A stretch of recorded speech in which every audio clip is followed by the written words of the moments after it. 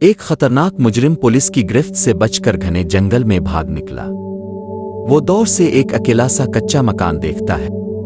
ہانپتے ہوئے وہ دروازے پر دستک دیتا ہے۔ دروازہ کھلتا ہے۔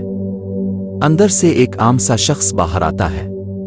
مجرم لرزتی آواز میں کہتا ہے، میری جان کے پیچھے کچھ خوفناک لوگ لگے ہیں، وہ مجھے اغوا کرنا چاہتے ہیں، خدارا مجھے اندر پناہ دے دیں۔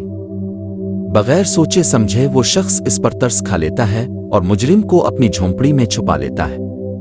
پھر پوچھتا ہے، یہ برے لوگ کون ہیں؟ کیا وہ اسی طرف آ رہے ہیں؟ مجرم نے جھوٹ بولا، ہاں، وہ سب کالے کپڑوں میں ہیں، ڈراؤنے چہروں والے، اور ان کے پاس خطرناک ہتھیار ہے۔ یہ سن کر شخص ہلکا سا مسکراتا ہے اور بولا، فکر مت کرو، دیکھو سامنے میرا اسلحہ ہے، میں ان سے نمٹ لوں گا، تم بس اندر جا کر چھپ جاؤ۔ مجرم نے شکریہ ادا کیا اور اندر جا کر چھپ گیا، مگر اسی لمحے باہر سے بھاری قدموں کی آہٹ گونجتی ہے، جیسے کئی لوگ ایک ساتھ دوڑ رہے ہوں۔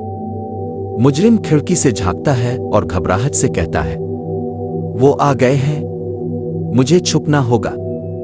وہ شخص جلدی سے اپنا سنیپر گن اٹھاتا ہے، دروازے پر کھڑا ہو کر نشانہ لگاتا ہے، لیکن جیسے ہی اس نے دوربین سے سامنے کا منظر دیکھا، اس کا دل دہل گیا۔ وہ تو پولیس تھی۔ پولیس نے بھی اسے دیکھ لیا اور زور سے چلائے، ہتھیار نیچے رکھو ورنہ گولی مار دی جائے گی۔ اسی دوران مجرم عقبی دروازے سے چپکے سے فرار ہو رہا تھا۔ پولیس کے جوان چیخے، وہ رہا مجرم، اسے جانے نہ دو۔ اب اس شخص کو اپنی سب سے بڑی غلطی کا احساس ہوا۔ وہ لرزتے ہاتھوں سے بندوق نیچے رکھ دیتا ہے اور پولیس کے آگے ہتھیار ڈال دیتا ہے۔